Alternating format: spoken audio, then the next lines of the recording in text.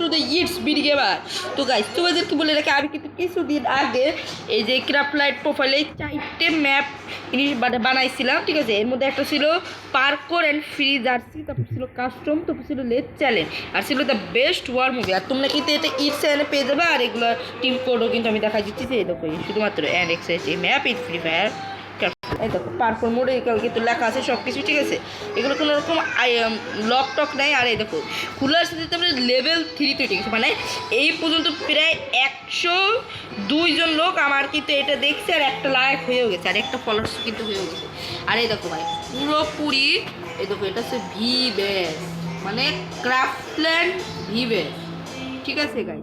এইটা হচ্ছে 6 লাখ একক দশক, এই যে 100 1000 10,000 বা এই দেখো প্রায় 6 লাখটা যদি লোক আবার এই গেম প্লেটা দেখে বা আমার আইডিতে ঢুকে বা কোনো রকম এটা ক্লিক দেয়, তাহলে কিন্তু আমরা এটা পাই যাবো। এটা ভাই এটা পাওয়ার পর আমার আইডিতে জোশ ভাই।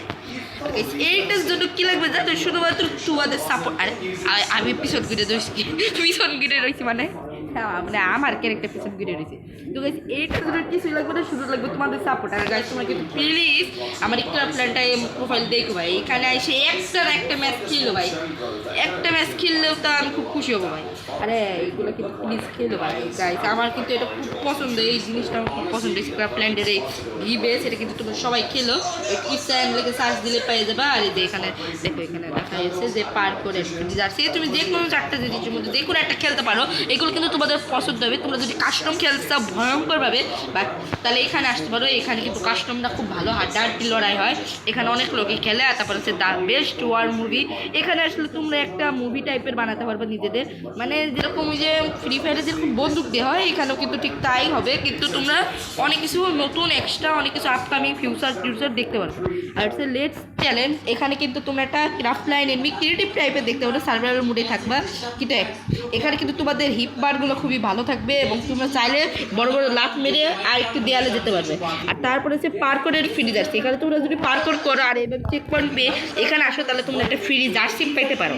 আর এটা কিন্তু তোমাদের আইডিতে পেতে পারো, কিন্তু হ্যাঁ যে বানাইছে সে পাই না, এর কারণে আমার খুবই কষ্ট, তো আমি পাইনি।